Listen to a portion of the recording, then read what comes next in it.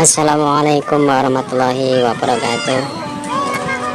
Asyhadu an la ilaha illallah wa asyhadu anna Muhammadan abduhu wa rasuluhu sallallahu alaihi wasallam wa ala alihi washabihi amma ba'du. Jumpa lagi dengan sahabat pemburu surga pada kesempatan hari ini. Pemburu surga akan membahas tentang Ashabul Kahfi. Mari kita ikuti bagaimana ceritanya atau kisah-kisahnya Ashabul Kahfi. Oke, kita mulai aja, langsung saja. Bismillah. Teman-temanku seiman, kali ini kita akan membahas kisah yang sangat menarik, kisah Ashabul Kahfi di dalam surah Al-Kahfi. Kita mulai kisah ini dari sebuah kota pada kerajaan Romawi kuno bernama Absus, yang mana rajanya namanya adalah Dakianus. Kisah Ashabul Kahfi terjadi di dua periode kekuasaan. Kekuasaan yang pertama adalah kekuasaan yang mana para manusianya mereka menyembah berhala dan bintang-bintang serta matahari. Dan kekuasaan periode kedua, pemerintah yang bertauhid kepada Allah Subhanahu wa taala. Maka teman-teman, kisah Ashabul Kahfi terjadi di dua kurun kekuasaan. Adapun waktunya, sebagian ahli tafsir mengatakan bahwa kisah Ashabul Kahfi terjadi setelah wafatnya Nabi Musa alaihissalatu wassalam dan sebelum lahirnya Isa bin Maryam, nabi terakhir dari nabi-nabi Bani Israel. Artinya, Ashabul Kahfi ini masih menganut agama Yahudi dan berpegang kepada Taurat. Subhanallah, ketika Ashabul Kahfi berada di sebuah kota yang namanya Absus, sebagian ahli tafsir mengatakan lain. Tapi itu yang masyhur dengan Raja Dakianus ketika itu. Raja Dakianus ini teman-teman, pada era pemerintahan Romawi kuno dulu adalah seorang penyembah berhala. Dan sebagian kaumnya penyembah matahari. Raja yang sangat diktator memaksakan rakyatnya untuk mengagungkan berhalanya. Memaksakan rakyatnya untuk melakukan kesyirikan. Maka siapapun yang tidak patuh akan perintahnya maka akan ditangkap, kemudian dibunuh, dihabisi. Maka masyarakatnya pada saat itu sangat fanatik dengan berhala.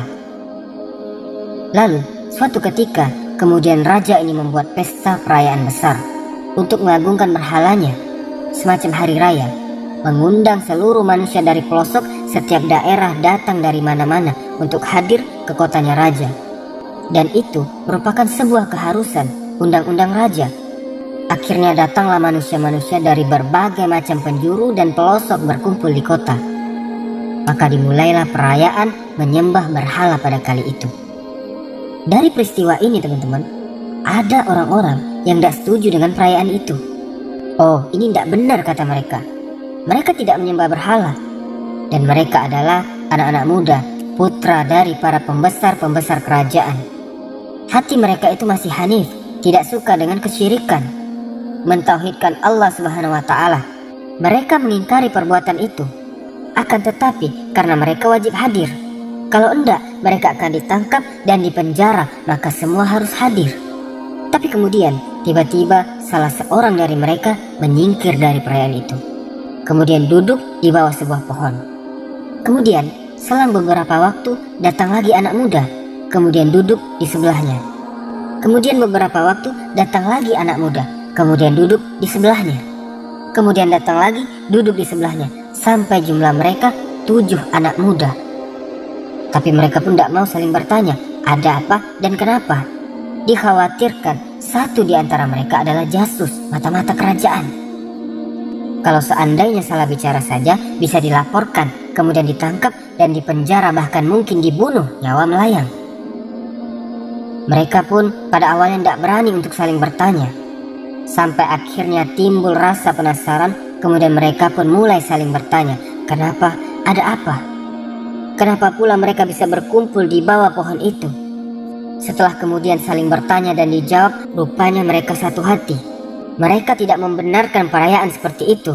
Ya, ketika anak-anak muda ini berkumpul di bawah pohon, kemudian akhirnya ketahuan bahwa mereka tidak ikut perayaan kerajaan, akhirnya mereka pun ditangkap. Kemudian ditanya, apa gerangan Anda tidak mengikuti perayaan raja kami? Menyembah berhala-berhala kami? Subhanallah. Allah berikan keberanian anak-anak muda. Ashabul Kahfi bukan nabi. Mereka bukan para nabi, mereka bukan para rasul. Tapi Allah Subhanahu wa Ta'ala berikan mereka ujian seperti yang diberikan para nabi dan rasul. Keteguhan hati mereka luar biasa. Ketika kemudian dipanggil oleh raja, kemudian ditanya alasannya, maka mereka mengatakan, faqalu rabbuna rabbus samawati wal ardi lan nad'uwa min dunihi ilaha lan nad'uwa min dunihi ilaha laqad qulna idzan syatata. Tuhan kami adalah Tuhan langit dan bumi, bukan berhala-berhala itu, bukan bintang-bintang, bulan. Kami tidak menyeru Tuhan selain Dia. Sungguh, kalaulah kami berbuat demikian, tentu kami telah mengucapkan perkataan yang sangat jauh dari kebenaran. Mereka itu kaum yang kami telah jadikan Tuhan-Tuhan untuk disembah selain Dia. Mengapa mereka tidak mengemukakan alasan yang jelas tentang kepercayaan mereka? Maka siapakah yang lebih zalim daripada orang-orang yang mengada-adakan kebohongan terhadap Allah? Subhanallah. Kemudian anak muda ini mendakwahkan dakwah tauhid di depan penguasa zalim, penguasa musyrik, penguasa kafir. Subhanallah. Dakianus, ketika raja yang diktator memaksakan orang untuk menyembah berhala, tapi anak muda ini tetap saja mengatakan kulil haq walau kana murra, katakan kebenaran walau itu pahit rasanya. Karena tahu konsekuensinya, kalau mereka menentang raja, mereka sudah tahu pasti dibunuh. Tapi subhanallah, Allah takdirkan raja ini tidak langsung membunuh anak-anak muda ini yang menyelisihi agama rajanya ini. Tidak mau menyembah berhala, tidak mau menyembah bintang dan matahari, dan tetap mentauhidkan Allah Subhanahu wa Ta'ala. Tapi diberikan satu kesempatan, 3 hari untuk berpikir. Yang mengatakan 1 hari. Kalau mereka selama 3 hari mau berubah keyakinan mereka dari tauhid menuju syirik, dari ketaatan kepada Allah akhirnya taat kepada berhala, maka mereka akan diberikan jabatan tinggi, diberikan kedudukan, harta yang banyak. Tapi apa yang terjadi? 3 hari itu digunakan untuk lari, digunakan untuk kabur, menghindari ancaman raja. Karena mereka tahu konsekuensinya mereka akan dibunuh. Akhirnya mereka pun lari sejauh mungkin dari kerajaan itu. Mereka lari ke gunung dan ke bukit. Jadi teman-teman, ada beberapa riwayat. Yang pertama kita ceritakan adalah 7 pemuda yang berkumpul di bawah pohon, menghindari perayaan berhala tersebut. Tetapi di riwayat lain, hanya 6 orang saja. Kemudian mereka lari, dan orang ketujuh mereka bertemu di perjalanan ketika mereka melarikan diri dari kerajaan. Dan 1 orang ini membawa anjingnya. Jadi total mereka adalah 7 orang dengan 1 ekor anjing. Dan ketika mereka melarikan diri dan Allah Subhanahu wa Ta'ala takdirkan mereka menemukan sebuah gua. Dari sinilah kisah Ashabul Kahfi dimulai. Yang mana kemudian mereka masuk ke dalam gua itu. Ketika Raja Dakianus tahu bahwa anak-anak muda ini melarikan diri, marah besar raja ini. Maka raja pun memerintahkan prajuritnya untuk mencari mereka. Dan disuruh untuk menangkap, dipenjarakan, bahkan mungkin dibunuh. Maka prajurit pun menyebar ke sana kemari, tapi Allah takdirkan mereka tidak bisa menemuinya. Sampai ada beberapa prajurit yang hampir menemukan gua tersebut, tetapi mereka tidak masuk ke dalam gua itu. Karena Allah Subhanahu wa Ta'ala berikan rasa takut yang luar biasa kepada orang yang mau masuk gua itu. Sehingga ketika akan masuk mereka ketakutan. Karena Allah Subhanahu wa Ta'ala berikan rasa takut yang luar biasa kepada orang yang mau masuk ke gua itu. Sehingga ketika mereka akan masuk ke gua itu, mereka ketakutan. Akhirnya mereka berinisiatif untuk menutup pintu gua itu. Dan mereka mengatakan kalau memang betul anak-anak muda itu bersembunyi dalam gua itu, kita tutup saja gua itu biar mereka mati di dalam sana dan tidak bisa keluar. Akhirnya kemudian anak-anak muda ini setelah berada dalam gua, mereka tidak bisa keluar karena masalahnya pintu guanya ditutup. Tetapi Allah Subhanahu wa Ta'ala melindungi mereka. Karena ini terjadi karena kehendak Allah juga. Allah Subhanahu wa Ta'ala ingin membuktikan bahwa ashabut tauhid, para penyeru tauhid, mereka akan menang dan akan bisa mengalahkan kebatilan. Maka Allah Subhanahu wa Ta'ala tidurkan mereka dalam gua itu. Dan pintu gua itu tidak semua tertutup, tapi ada cahaya matahari yang masuk, dan itu bentuk perlindungan Allah Subhanahu wa Ta'ala karena Allah yang berkehendak. Perlindungan yang pertama, Allah Subhanahu wa Ta'ala berfirman, "Dan engkau akan melihat matahari terbit condong dari gua mereka ke sebelah kanan." Dan apabila matahari itu terbenam menjauhi mereka ke sebelah kiri, sedangkan mereka berada dalam tempat yang luas dalam gua itu. Itulah sebagian dari tanda-tanda kebesaran Allah. Barang siapa diberikan petunjuk Allah, maka dia akan mendapatkan petunjuk. Dan barang siapa yang disesatkan Allah, maka engkau tidak akan mendapatkan seorang penolong yang dapat memberikan petunjuk kepadanya. Allah Subhanahu wa Ta'ala masukkan matahari di waktu terbit dan waktu tenggelam. Agar apa? Supaya jangan ada hewan-hewan yang membahayakan masuk ke dalam gua itu. Dan ini bentuk perlindungan. Kemudian perlindungan yang kedua, Allah Subhanahu wa Ta'ala tidak membiarkan Ashabul Kahfi yang tertidur itu berdiam diri badannya. Karena mereka ditidurkan bukan sehari 2 hari, melainkan 309 tahun mereka ditidurkan. Artinya 3 abad lebih mereka ditidurkan. Jadi jasad mereka tidak dibiarkan tertidur tanpa bergerak. Sebab kalau seandainya kemudian mereka tidak bergerak, tidur terus, tentu akan mengalami hal-hal yang tidak diinginkan dari kesehatannya. Tapi kemudian ketika dibolak-balikkan ke kanan ke kiri, ke kanan ke kiri saat tidur, maka jasad mereka terpelihara. Itulah pemeliharaan yang kedua yang Allah Subhanahu wa Ta'ala berikan kepada Ashabul Kahfi. Kemudian yang ketiga adalah diberikan perlindungan di mana setiap orang yang menemukan gua itu tidak berani masuk. Allah buat rasa takut yang luar biasa karena gua itu menakutkan. Allah yang membuat gua itu menakutkan bagi manusia sehingga tidak ada yang mau masuk. Maka para tentara raja terpaksa menutup gua itu. Dan mereka mengatakan kalau seandainya mereka ada di dalam gua ini, mereka tidak bisa keluar dan nanti akan mati dengan sendirinya.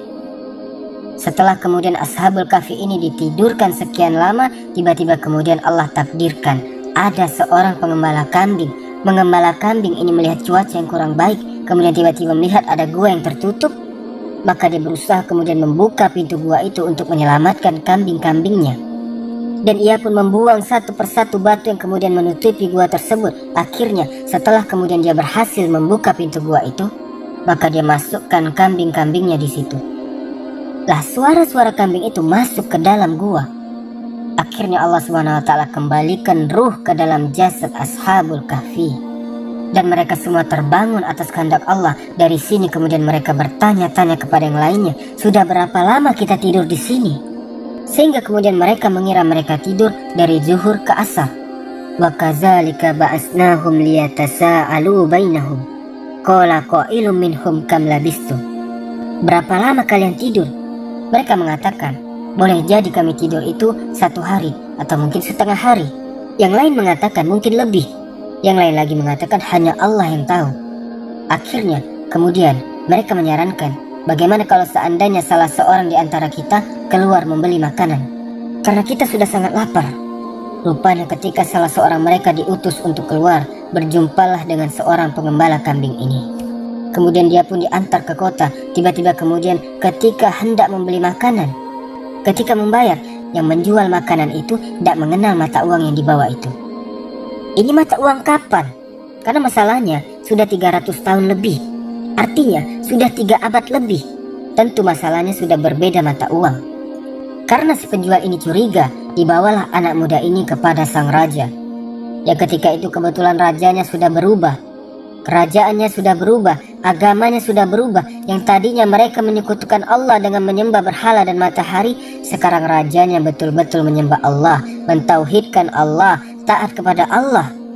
Akhirnya ketika dihadapkan kepada raja, ketika mendapatkan cerita dari utusan Ashabul Kahfi ini, raja pun senang, bahagia raja, dan ingin membuktikan karena sebagian kaumnya ketika itu ada yang tidak percaya dengan hari kebangkitan. Maka ingin membuktikan kalau di dunia saja dia Ashabul Kahfi bisa ditidurkan 3 abad lebih kemudian dibangunkan, maka lebih mudah lagi Allah Subhanahu wa Ta'ala membangkitkan manusia setelah diwafatkan. Ada kehidupan setelah kematian. Maka raja pun kemudian mengantar anak muda itu untuk menjemput kawan-kawannya yang ada di dalam gua. Akhirnya kemudian ketika sampai di gua, saling cerita dengan raja, maka raja pun sangat memuliakan mereka. Karena tahu anak-anak muda ini bukan anak-anak muda biasa dan bukan hidup di zaman mereka. Mereka sudah hidup di zaman dulu, tapi Allah Subhanahu wa Ta'ala kuasakan mereka tidak menua. Sebagaimana mereka ketika mereka tertidur, maka ketika mereka bangun, seperti itulah jasad mereka. Dan ini mukjizat, karomah bagi para wali. Maka setelah kemudian mereka pun dimuliakan oleh raja. Juga ada riwayat mengatakan ketika sampai di gua Ashabul Kahfi, rajanya disuruh stop sama pemuda yang Ashabul Kahfi yang turun mencari makanan ini. Dibilang ke rajanya, engkau tunggu di sini, aku panggil teman-temanku di dalam gua. Setelah sampai di gua, diceritakan sama kawan-kawannya bahwa raja telah menunggu kita di luar gua dan raja kita telah berganti dan kita di sini selama 309 tahun. Maka salah seorang dari 7 pemuda ini mengatakan, kita telah melihat kebesaran Allah, lebih baik kita berdoa agar Allah mencabut nyawa kita dan menutup pintu gua kembali. Karena mereka khawatir mereka akan dikultuskan. Maka Allah Subhanahu wa Ta'ala pun menutup gua tersebut dan mewafatkan mereka. Maka Allah Subhanahu wa Ta'ala menyebutkan kisahnya kembali di dalam Al-Quran di surah Al-Kahfi ayat 22. Nanti ada orang yang akan mengatakan jumlah mereka 3 orang, dan yang keempatnya adalah seekor anjing. Yang lain mengatakan jumlah mereka 5 orang, dan yang keenamnya adalah seekor anjing. Mereka hanya berkata menerka-nerka soal yang gaib, dan yang lain juga mengatakan bahwa jumlah mereka 7 dan yang kedelapannya adalah anjingnya. Katakanlah wahai Muhammad, Tuhanku lebih mengetahui jumlah mereka. Tidak ada yang mengetahui bilangan mereka kecuali sedikit. Karena itu janganlah engkau wahai Muhammad berbantah tentang hal mereka kecuali berbantahan lahir saja. Dan janganlah engkau menyatakan tentang mereka pemuda-pemuda itu kepada siapapun. Artinya memang jumlah mereka itu memang diperselisihkan. Tapi pendapat yang kuat wallahu alam bahwa jumlah mereka adalah 7 orang dan yang kedelapannya adalah seekor anjing. Jadi teman-teman, inilah kisah Ashabul Kahfi yang dicantumkan dalam surah Al-Kahfi. Wallahu a'lam bishawab. Subhanakallahumma wa bihamdika asyhadu alla ilaha illa anta astaghfiruka wa atubu ilaik. Assalamualaikum warahmatullahi wabarakatuh.